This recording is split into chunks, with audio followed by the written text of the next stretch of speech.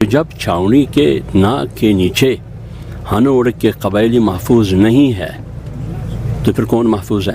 حکومت امن دینے میں ناکام ہو چکی ہے، قانون نافذ کرنے والے ادارے امن دینے میں ناکام ہو چکی ہے۔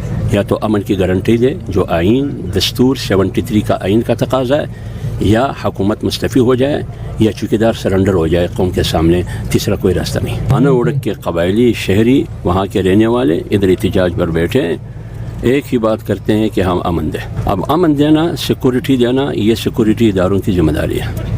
کیوں سیکورٹی کی مد میں اس بجٹ میں 3000 ارب روپے ان عوام نے رکھے ہیں۔ مسئلے دو ہے پورے ملک کا، ایک مسئلہ سیکورٹی کا ہے، امن و امان کا، دوسرا مسئلہ معیشت کا ہے۔ اگر آپ ملکی سطح پر دیکھیے، نہ امن ہے نہ معیشت ہے۔ اور جہاں تک آج جو دھرنا آپ دیکھ رہے ہیں جس میں ہزاروں لوگ بیٹھے، یہ گزشتہ رات ہن اڑک میں تقریباً 200 کے قریب مقامی لوگوں کے بقول انہوں نے مسلح دعویٰ بولا ہن اڑک پر، اور ہن اڑک پاکستان کی بڑی عسکری دوسری چھاؤنی کے سے 1-1.5 کلومیٹر کے فاصلے پر ہے، اور سٹاف کالج کے ساتھ ہے۔ وہاں 200 مسلح عناصر، غیر ریاستی عناصر حملہ آور ہوتے ہیں، 5 گھنٹے 6 گھنٹے وہ گولیاں چلاتے ہیں معصوم قبائلیوں پر، پاکستانی شہریوں پر۔ 4 شہادتیں ہوئی، درجنوں لوگ زخمی ہوئے، درجنوں ابھی غائب اور لاپتہ ہے۔ انہی مسلح قوتوں کے ہاتھوں میں ہے جہاں بھی ہے، یہ معلوم نہیں ہے کہ وہ زندہ ہے یا نہیں۔ اس سلسلے میں کوئٹہ کے عوام، تمام سیاسی جماعتیں، قبائلی معتبرین، ہن اڑک کے قبائلی شہری وہاں کے رہنے والے ادھر احتجاج پر بیٹھے ایک ہی بات کرتے ہیں کہ ہم امن دیں۔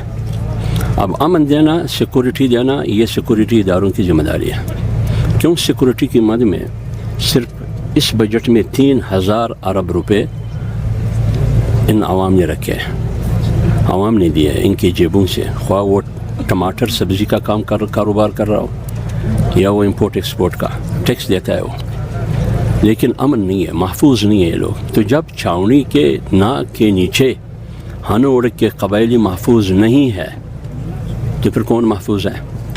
اس سلسلے میں احتجاج کر کے ہم بیٹھے کہ حکومت امن دینے میں ناکام ہو چکی ہے، سیکورٹی قانون نافذ کرنے والے ادارے امن دینے میں ناکام ہو چکی ہے۔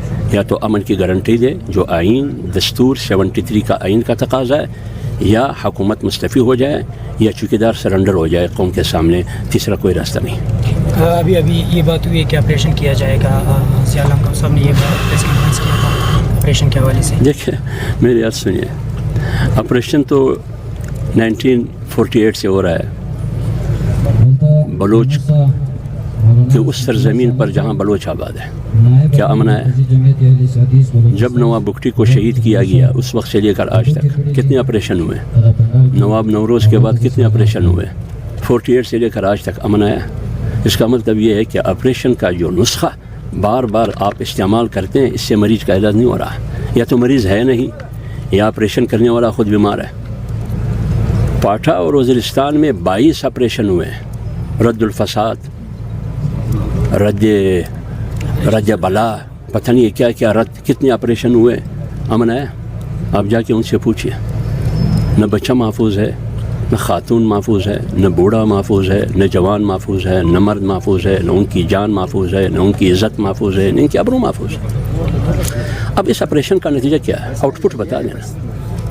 تو جب آپ ہن اڑک میں آپریشن کریں گے تو اس سے پہلے تو یہاں کوئٹہ سے 3 کلومیٹر کے فاصلے پر، 1.5 کلومیٹر کے فاصلے پر منگل ہے، ایک علاقہ ہے، وہ لوگ مجبور ہو کر وہاں سے انہوں نے نقل مکانی کی، اپنے علاقے سے ہجرت پر مجبور ہوئے۔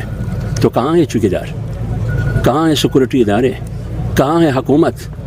تو اگر آپ ہن اڑک میں آپریشن کرتے ہیں تو آپریشن سے پہلے ہن اڑک کے لوگ آئے آپ کے پاس، آپ کو ریٹرن میں دیا کہ ہمیں امن دے، آپ نے امن کیوں نہیں دیا؟ آپ خواہ مخواہ لاشوں کا انتظار کریں گے کہ لاشیں گریں، لاشیں تو گری، 20 لوگ غائب ہیں۔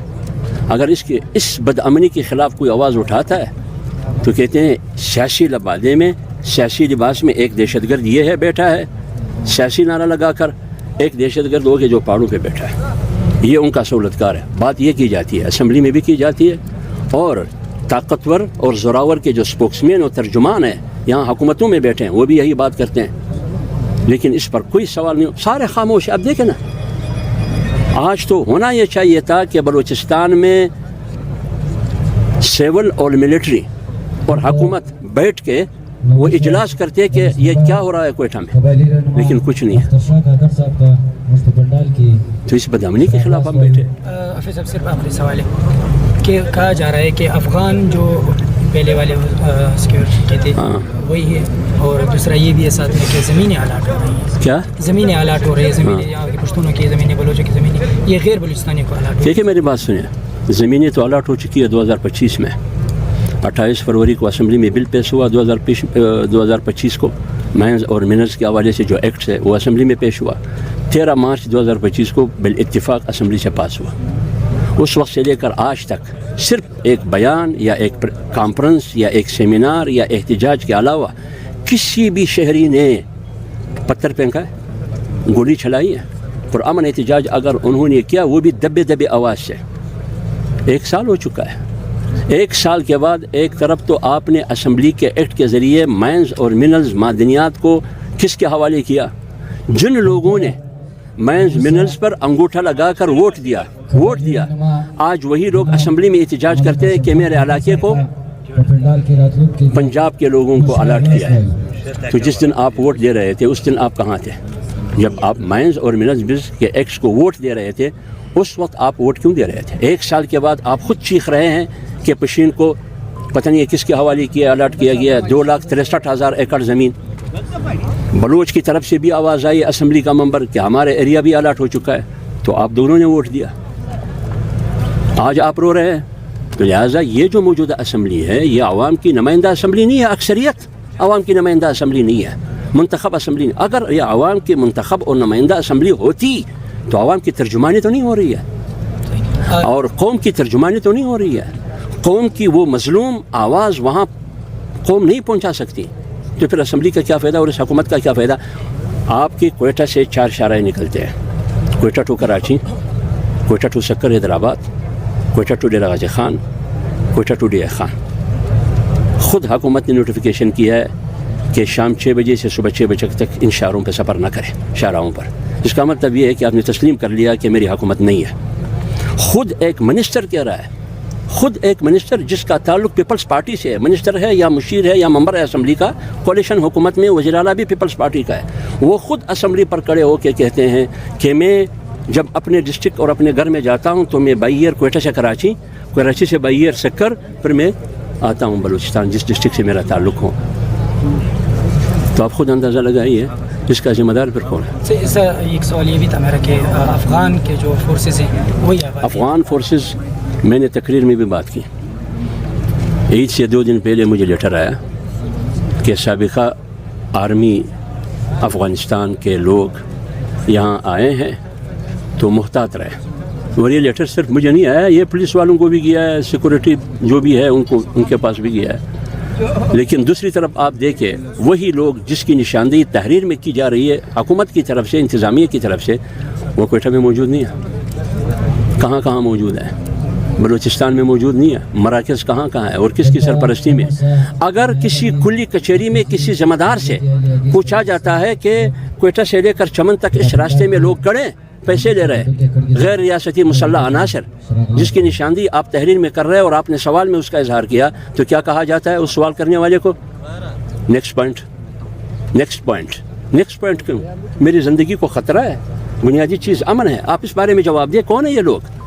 تو اس سے آپ اندازہ لگا سکتے ہیں. لہٰذا بلوچستان میں نہ امن ہے، نہ روزگار ہے، نہ معیشت ہے، نہ قانون ہے، نہ حکومت ہے، کچھ بھی نہیں ہے، اندھیر نگری ہے.